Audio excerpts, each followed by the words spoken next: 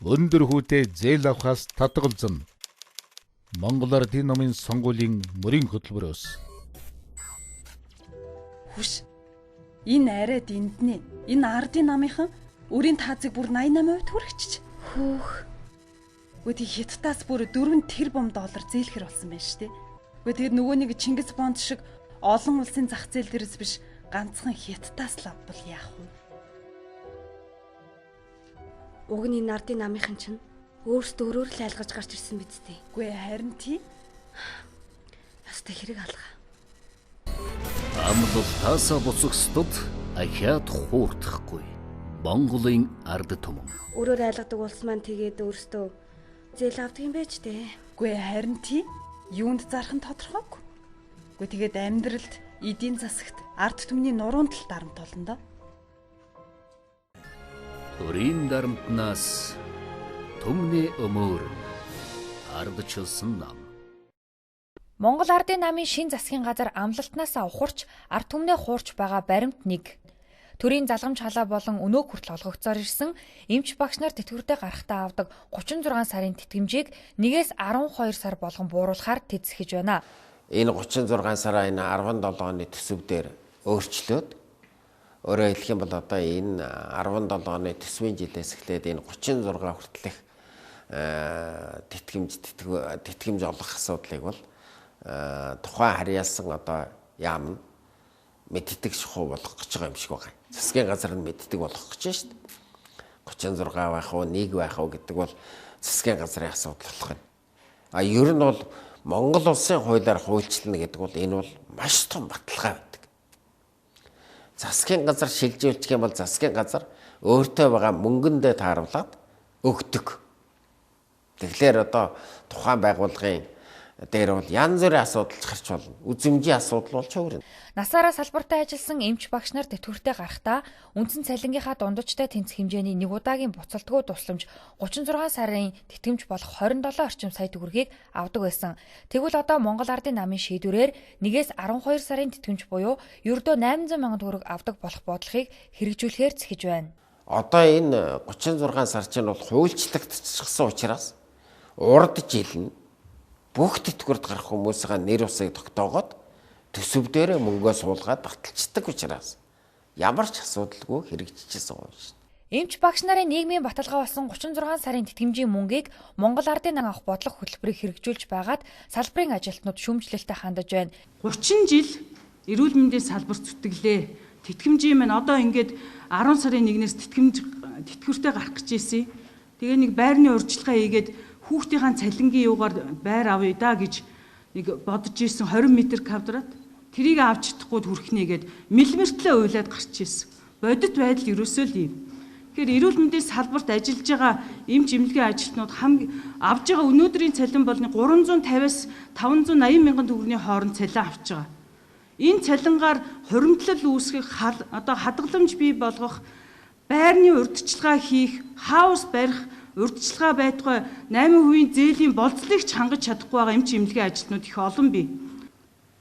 Яагаад гэвэл энэний төлөө өдөр шөнөгүй нойр холгүй олон мянган хүүхэдтэй, олон мянган өвчтөнтэй ингэж норм хэтрүүлж ажиллаж исэн хүмүүс өнөөдөр одоо жишээлбэл би одоо ингэж эх жил бараг тэтгэвртэй гарах гэж байна шүү дээ. Тэгээд одоо энэ мөнгө аавна гэсэн хүлээлттэй байдаг. Гэтэл ийм шийдвэр гаргаж байгаад бол үнэхээр харамсалтай байл. Энэ бол олон хүний эрх ашигыг хүндсэн шийдвэр болно. Тэр яалаа гэж хуучин олгодог байснаар 36 сарын зээл олох хэрэгтэй шүү дээ. Эдгээр чинь айгүй хүнд нөхцөл ажиллаж байгаа шүү дээ. Багш эмч нар чинь.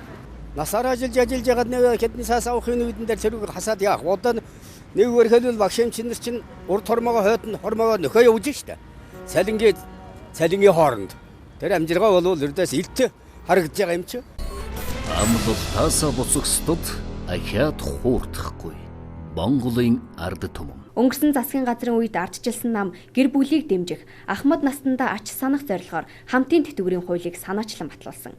Хамтын тэтгэврийн тухай хуулийн төслийн гол санаа нь олон жил хамт амьдарсан гэр бүлийн нэг нь нас барсан тохиолдолд үлдсэн нэг гишүүнд нь тэтгэврийн тодорхой хувь хэмжээг олгохыг чиглэсэн. Гэтэл олон сайхан амлалт өгч гарч ирсэн Монгол Ардын нам засгийн эрхэнд гармагцаа ахмадуудын хүсэн хүлээж байсан хамтын тэтгэврийн тухай хуулийг хүчингүй болголоо.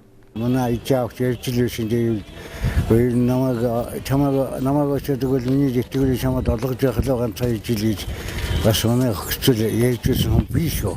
Тэг хаанаас та яаж гэж болох вэ? Тэгээд би бас биднүүдэн тэгээд ярьцгааж л байсан. Энд чинь тэгээд яг л ингээ хүн нэг нь насаар чухал нэг дэтгэврийн үлдсэнд нэг олгож ирсний борооч одоо юу ч бол хорвогийн зам гэж байна шүү дээ. Үүлгэрээр бороо ороход үүдэн хамрын ялгаа явах, үүднээд үхэхэд гөгсөн залуу ялгааны явах гэж дандаа хэлдэг 17 дугаар зууны үеийн шүлэг байна шүү дээ. Өнөөдрийн байдлаар 412 мянган өндөр настан тэтгэвэр авдгаас 220 мянган иргэн нь бүрэн тэтгэвэрт хамрагддаг. Үүнээс 76 мянган хамтын тэтгэвэрт хамрагдах боломжтой гэсэн урьдчилсан тооцоо гараад байжээ. Эдгээр ахмадуудын дийлэнх нь насаараа улс орныхоо хөгжилд хувь нэмрээ оруулан хөдөлмөрлчгөөд ямар ч хуримтлалгүй хувийн өмчгүүгээр үр хүүхдийнхээ гарыг харж суудаг. Тиймээс энэ мөнгө бол улсаас зүгээр авч байгаа халамж тэтгэмж огт биш. Харин насаараа улсаа зүтгэснийхээ үр шимийг гүйцэд хүртэж чадаагүй ч өнчирч үлдсэн хань ижилдээ өгч байгаа өөрийнх нь авах ёстой мөнгө юмаа гэж энэ хуулийг хамтран санаачилсан Улсын их хурлын гишүүн асан Одон Туяа хэлж байна. Энэ хуулийг 5 жил гаруй хугацаанд судалж, боловсруулж маш олон гадаад дотоодын байгууллагуудын зөвлөмж дэмжлэгийг авч дээр нь маш олон ахмадын төрийн бус байгууллагууд маш олон мянган ахмадуудын санал хүсэлтийг судалж тэдний өсөлтийг дэмжиж энэ хуулийг бол гаргасан шүү дээ. Эхнэр нөхрийнх нь аль нэг нас барсан тохиолдолд тогтоологсон тэтгэврийн 70% тэнцэх мөнгийг өөрийн амьдрах хугацаанд авах боломжийг хуульчилсан нь тэтгэврийн хуримтлалын тогтолцоонд сөргөөр нөлөөлөхгүй хэмээн уг нь ардчилсан намынхан хэлж байгаа. Тэгвэл энэ мөнгийг олгохгүй гэсэн шалтгаанаас сангийн сайд Чойжил Сүрэн хэлэхдээ бас монголчууд нөгөө сүсэг бишрэлтэй тэгээд нөгөө талигаж улсын өгчнийхээ нэрийн өмнөөс биеийн татварыг авмааргүй нэ гэсэн саналын сангийн ам талдаа их нэлээд ахмадуудын санал их яриад байгаа учраас хүчингүй болгоё гэсэн юм санал оруулж ирсэн. Харин ерөнхий сайд Эрдэнэт хамтын тэтгэврийн тухай хуулийг хүчингүй болгосон тухайд өөрсдөө өмөрч бүрч хошин шогийн тайлбарыг өгч байна. Нэр нь бол их сайхан нэр хамтын тэтгэврийн. Яг одоо хамтын тэтгэвэр гэдэг энэ асуудал нь өөрөө хэрэгжээд эхлэхээр тэрнийхээ шууд эсрэг нь чи нөхөр минь ганцаараа үлдвэл чиний тэтгэвэр нэмэгдэнэ гэж. Өнөөдрийн одоо энэ амьдрал энэ хүнд цаг үеүүдэд байгаа энэ цаг үед хоёр хөгшин бие биенээ рүүгээ харчаад их муухай юм бодоод миний тэтгэвэр нэмэгдэх үнэ үгүй юу гэж бодохдоо их муухай юм бодох гэдэг байгаа байхгүй.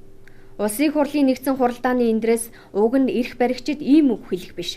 Ахмад наснуудын тэтгэвэр тэтгэмжийн хэмжээг нэмнэ гэж өнгөрсөн хугацаанд амласан авлалтаа биелүүлж, тэдний үлдсэн амьдралыг аз жаргалтай, тайван амьдруулахад зориулах шийдвэр гаргасан байх ёстой.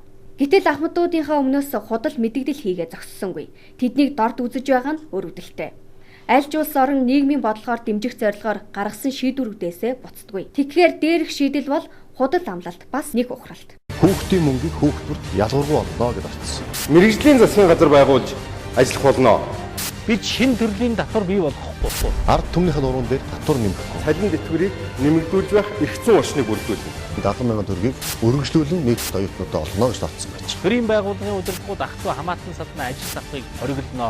Өндөр хүүтэй зээл авахар татгалзав. Улсын их хурлын гишүүн сайдаар давхар дээлтэй ажиллахыг хязгаарлаж хуульчлаа. Тэтгэврийн хэмжээг нэмэгдүүлнэ. Санж байна уу? Тэдний сайхан амлалтыг андуурчгачаа мандуулна гэж ардын нам амлаж байсныг. Цалин тэтгэвэр өсөх нь цаашдаа татвар нэмэхгүй, давхар дээл өмсөхгүй, данхар төр байгуулахгүй гэж 100 хоногийн өмнө зүйдэн дортол амлаж байсныг санаж байна. Өдгөөс нэлгэсний хөдөлгөөртэй гэж айлгаж хаад өөртөө одоо харин өчнөө тэрбумын өр өмнөд хөршид тавих гэж байгааг өнөөдөр та харж байна. Бид зүтгэнээс тэд зүтгэсэндээ болоо. Хамтдаа өрчин гэсэн үү? Хамтдаа ухрахыг харлаа. Хүүхдийн мөнгө оюутны дал хүчирхийллийн хууль хамтын тэтгэвэр 36 сарын тэтгэмж $350 өссөн $3 хон сарын дотор 4 жилээр ухарч тэд зүтгэсэндээ хүрлээ. Хамтдаа бид халаасаа ухууллаа. Дахиад нэг сонгоч, ахиад нэг итгэж гэж найрч байгаа нам хуурч байгаа засагт хэлий. Амлалтаасаа буцагсдад ард түмэн хуурдахгүй. Ман мартавч мань мартахгүй. Бид итгэсэн хамтдаа хуурдсан Монголын ард түмэн.